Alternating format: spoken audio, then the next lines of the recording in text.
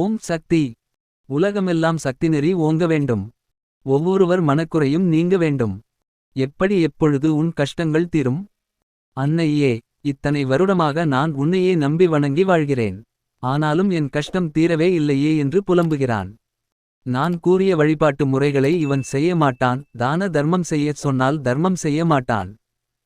மன்றங்களில் நடக்கின்ற கூட்டு வழிபாடுகளில் கலந்து கொள். உன் ஊழ்வினைகளை தணிக்கிறேன் என்று சொன்னால் மன்ற வழிபாட்டிலும் முறையாக முழுமையாக கலந்து கொள்ள மாட்டான். நான் கூறும் தொண்டுகளையும் மன ஒருமையோடு செய்ய மாட்டான். சரி, மருவத்தூர் ஆலயம் வரும்போதெல்லாம் உருள் வலம் செய் என்றாலும் செய்ய நேரமில்லை, மனமில்லை அவனுக்கு.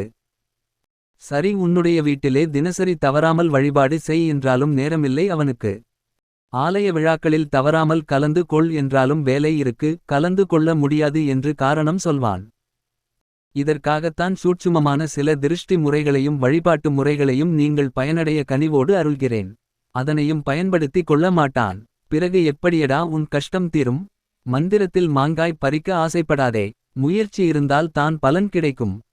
நான் ஒவ்வொரு முறையும் கூறுகின்ற வழிபாட்டு மற்றும் திருஷ்டி முறைகளை தவறாமல் செய்து வர வேண்டும். அதன் பலன்களை பிறகு உணர்வாய். கிரக சூழ்நிலைகளுக்கு தக்கவாறு உன்னை காக்கவே சில சூட்சும திருஷ்டி முறைகளை தருகிறேன். ஓம் சக்தி.